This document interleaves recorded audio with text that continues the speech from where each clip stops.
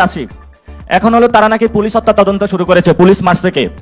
তা আমি স্পষ্টভাবে গতকাল বলেছি যে সন্ত্রাসী গোষ্ঠী আছে, গ্যাংস্টার যারা আছে, তারাই ছাত্র জনতার আন্দোলনকে ভিন্ন খাতে প্রবাহিত করার জন্য পুলিশের থানাগুলো জ্বালিয়ে দিয়েছিল।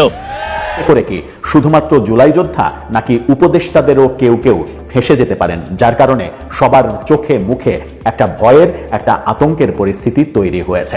আওয়ামী লীগও রাস্তাঘাটে রাজনীতি করবে, কর্মসূচি করবে, প্রোগ্রাম করবে, তাদেরকেও আমরা বলি আপনারা। কিন্তু সরকার পরিবর্তনের পরে যখন দৃশ্যপট পরিবর্তন হলো, এখন জুলাই যোদ্ধারা আতঙ্কের মধ্যে রয়েছে। তাদের চোখে মুখে আতঙ্কের ছাপ লক্ষ্য করা যাচ্ছে। যখন সরকারের তরফে বলা হচ্ছে যে পুলিশ হত্যাকাণ্ডের বিষয়ে বিচার হবে, তদন্তে যারা দোষী সাব্যস্ত হবে তাদের বিচার হবে, তখন জুলাই যোদ্ধারা বিএনপি সরকারের বিরুদ্ধে হুমকি দেওয়া শুরু করেছে। আসসালামু আলাইকুম প্রিয় দর্শক, নতুন একটি নিউজে আপনাদেরকে স্বাগতম। দর্শক, বাংলাদেশের যেই বর্তমান রাজনৈতিক প্রেক্ষাপট এবং যেই পরিস্থিতির সৃষ্টি হয়েছে তারই আলোকে আপনাদের সামনে বেশ কয়েকটি গুরুত্বপূর্ণ ভিডিও নিয়ে হাজির হয়েছি, যার কিছু অংশ বিশেষ ভিডিও শুরুতেই দেখেছেন। দর্শক, ভিডিওর শুরুটা দেখেই কিন্তু বুঝতে পেরেছেন আজকের ভিডিওটি আসলে কতটা গুরুত্বপূর্ণ হতে চলেছে। তাই বলবো এক সেকেন্ডও না টেনে পুরো ভিডিওটি দেখবেন। চ্যানেলে নতুন হলে সাবস্ক্রাইব করে রাখবেন পরবর্তী আপডেট পাওয়ার জন্য। ভিডিওতে একটি লাইক করে দেখতে থাকুন সম্পূর্ণ ভিডিওটি। শেখ হাসিনার সরকারের পতন ঘটে, সেই আন্দোলনের জেরে যেমন ছাত্র জনতা আক্রান্ত হয়েছে, ঠিক একইভাবে পুলিশও আক্রান্ত হয়েছে। অনেকে দাবি করেন ছাত্র জনতা যতটা না নিহত হয়েছে তার থেকে অনেক বেশি পুলিশ সদস্য নিহত হয়েছেন। বাংলাদেশের 400 বেশি থানা পুড়িয়ে দেওয়ার ঘটনা ঘটেছে। কিন্তু অন্তর্বর্তীকালীন সরকারের প্রধান উপদেষ্টা মোহাম্মদ ইউনূস জানিয়ে দিয়েছিলেন তিনি ক্ষমতায় আসীন হওয়ার সময় 2024 সালের 31 আগস্ট পর্যন্ত যা কিছু হয়েছে সেই নিয়ে কোনো মামলা করা যাবে না, কারো বিরুদ্ধে কোনো কথা বলা যাবে না। পুলিশ হত্যাকাণ্ডের পর কেউ কোনো কথা বলেনি, এমনকি তদন্ত হয়নি। কিন্তু সরকার পরিবর্তনের পরে যখন দৃশ্যপট পরিবর্তন হলো, এখন জুলাই যোদ্ধারা আতঙ্কের মধ্যে রয়েছে। তাদের চোখে মুখে আতঙ্কের ছাপ লক্ষ্য করা যাচ্ছে। যখন সরকারের তরফে বলা হচ্ছে যে পুলিশ হত্যাকাণ্ডের বিষয়ে বিচার হবে, তদন্তে যারা দোষী সাব্যস্ত হবে তাদের বিচার হবে, তখন জুলাই যোদ্ধারা বিএনপি সরকারের বিরুদ্ধে হুমকি দেওয়া শুরু করেছে।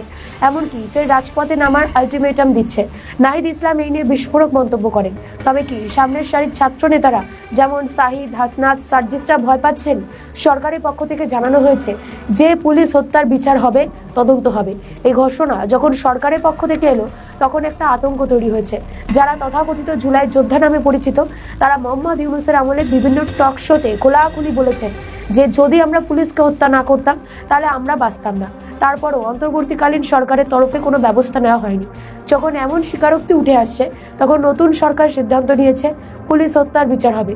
বিশেষ করে 2024 সালে 5ই আগস্ট থেকে 31 আগস্ট পর্যন্ত সারা দেশে যে যে ঘটনা ঘটেছে তার জন্য যেমন একাধিক জুলাই যোদ্ধা হিসেবে পরিচিত নেতারা ফেঁসে যেতে পারেন, একইভাবে একাধিক উপদেষ্টাও ফাঁপড়ে পড়তে পারেন।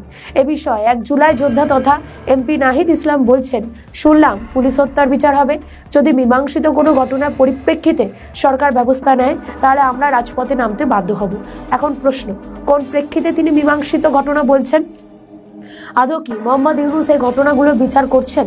অনেকে বলছেন নাহিদ ইসলামদের মতো প্রথম সারির নেতারা হয়তো এই ধরনের কাজ করেননি, তবে তাদের আতঙ্ক দেখে মনে হচ্ছে ইতিমধ্যে এই ঘটনাগুলোর স্বীকারোক্তি বিভিন্ন জায়গায় দিয়ে দিয়েছেন যারা সেভ করার চেষ্টা করছেন নাহিদ ইসলামরা। কি কি ঘটনা ঘটেছিল তার পুঙ্খানুপুঙ্খ বিবরণ না দিতে পারলেও বাংলাদেশের কয়েকটি গণমাধ্যম কিছু ঘটনার খবর করেছিল। তার মধ্যে 2024 সালের 1 নভেম্বর বাংলাদেশের গণমাধ্যম বলছে আগুন ধরিয়ে দেয় দুর্বৃত্তরা। নিখোঁজ 182 ব্যক্তির তালিকা যাচাই পুলিশকে চিঠি, অর্থাৎ 182 জনকে পুড়িয়ে হত্যা করা হয়েছে শুধুমাত্র একটি ফ্যাক্টরিতে। এমনকি ধামাচাপার অভিযোগ আনা হয়েছিল। অন্তত বাংলাদেশের বিভিন্ন গণমাধ্যম ঘাটলে এই খবরগুলো উঠে আসে। কিন্তু অদ্ভুতভাবে নীরব ছিল অন্তর্বর্তীকালীন সরকার এবং তার প্রশাসন। মৃত শ্রমিকদের পরিবারের সদস্যরা কোনো বিচার পায়নি, হয়তো তাদের জায়গাও ছিল না তাদের বিচার ছিনিয়ে আনা। কিন্তু এখন বিএনপি সরকার সেই সুযোগ তাদের করে দিচ্ছে।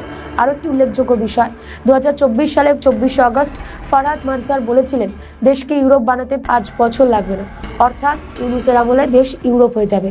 তিনি আবার 2026-এর 14 ফেব্রুয়ারি বলছেন ইউনূসের কারণে দেশ 50 বছর পিছনে চলে গিয়েছে। যখন সামনের সারিতে থাকা এমন ব্যক্তিত্বরা নিজেদের স্বার্থে কৌশলী কর্মকাণ্ড করেন, তখন তো বিশ্বাসযোগ্যতা নিয়ে প্রশ্ন ওঠেই। সেই জায়গায় দাঁড়িয়ে নাহিদ ইসলামরা এমন হুমকি দিচ্ছেন সরকারের বিরুদ্ধে। তিনি তো এখন জনপ্রতিনিধি। একজন জনপ্রতিনিধি হয়ে যদি সাধারণ মানুষ ও পুলিশের পরিবারের সদস্যদের বিচার বিরুদ্ধে গিয়ে রাজপথে নামে, তাহলে তাদের আদর্শ নিয়ে প্রশ্ন উঠবেই, বলছেন বিশেষজ্ঞরা। এখন দেখার কোন পথে এগোয় বাংলাদেশ। আওয়ামী লীগ একটা হলো সৌভাগ্যবান পার্টি হয়ে গেছে, তার কর্মী অফিস কোনো খরচ নাই, সব খরচ বিএনপি দিচ্ছে এবং অফিসে উদ্বোধনও করে দিচ্ছে বিএনপি। ওইখানে যারা এমপি আছেন তারা আওয়ামী লীগের অফিসের দায়িত্ব নিয়েছে। এই হলো আমাদের বাংলাদেশ। তারপরে হলো বিচারের বিষয়ে আসি। এখন হলো তারা নাকি পুলিশ হত্যা তদন্ত শুরু করেছে, পুলিশ মারছে কে।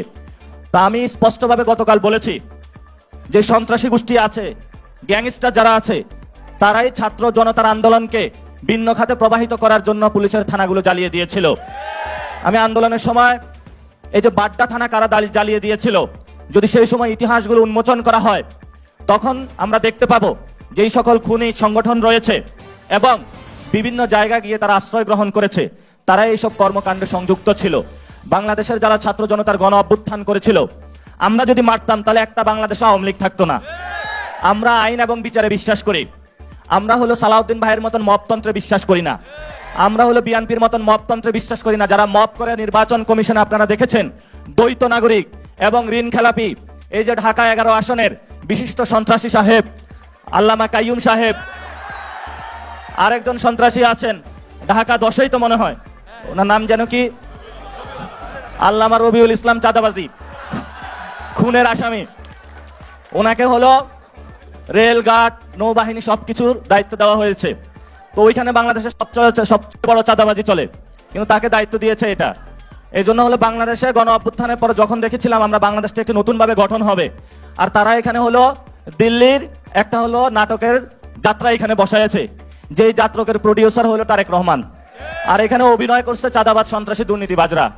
তা আমরা হলো এই নর্তদিকের নাচ দেখি, মাঝখানে হলো বাংলাদেশের হলো কামসারা হচ্ছে। এই হলো বাংলাদেশেরই। এখন আমাদের সামনে সুনির্দিষ্ট লড়াইটা আর কি, এটা হলো সিরিয়াস আলোচনা। সুনির্দিষ্ট লড়াইটা হলো, আপনারা দেখেন আমরা কিন্তু কোটা সংস্কারের দাবিতে মাঠে নেমেছিলাম। এটার অন্যতম কারণ ছিল আমাদের পকেটে টাকা নাই, আমাদের চাকরি নাই। মা বাপ এলাকায় বসে আছে যে কখন ছেলে তুই টাকা পাঠাবি, চাকরি পাইবি। গার্লফ্রেন্ড কল দিয়ে প্রত্যেক রাতে বলে কখন আমাকে বিয়ে করবা। ফলত তরুণদের পকেটে চাকরি নাই, তারা বিয়েও করতে পারতেছে না। মা বাপ যে টাকা দিয়ে পড়াশোনা করেছে সে টাকাও রিব্যাক করতে পারতেছে না। ফলত আমাদের এত 9-6 এইসব চান্দাবাজি ড্রামা দেখে আমাদের লাভ নাই। আমাদের তরুণদের চাকরি প্রয়োজন, আমাদের ভালো একটা শিক্ষা প্রয়োজন ব্যবস্থা, যে শিক্ষা ব্যবস্থার মধ্য দিয়ে আমরা নতুন বাংলাদেশ গঠন করতে পারবো। সারাদিন ক্লাসে আইসা এইসব দেখেন নাই, এখন বিসির কথা কাদেরকে বলা হচ্ছে। বাংলাদেশ ব্যাংকে একজনকে বসিয়ে দিয়েছে সোয়েটার ব্যবসায়ী। আরে বেটা, তোর কাজ ছিল হলো শীত আসতেছে, সামনে শীতে হলো কিভাবে সোয়েটার বিক্রি করবে, ওর হলো তোর কাজ। তুমি আসছো বাংলাদেশ ব্যাংক ধ্বংস করতে। এখন প্রিয় দর্শক, সম্পূর্ণ ভিডিওটি দেখলেন, অবশ্যই বুঝতে পেরেছেন ভিডিওটি গুরুত্বপূর্ণ ছিল। দর্শক, এই ভিডিওতে যে তথ্যগুলো আপনারা পেয়েছেন এ বিষয়ে আপনাদের কি মতামত তা অবশ্যই কমেন্টে জানাবেন, এবং পরবর্তী আপডেট ভিডিওগুলো সবার আগে পেতে চ্যানেলটিকে এখনই সাবস্ক্রাইব করে রাখুন। এই মুহূর্তে বিদায় নিচ্ছি, দেখা হবে পরবর্তী কোনো ভিডিওতে। সে পর্যন্ত ভালো থাকুন, সুস্থ থাকুন। আসসালামু আলাইকুম।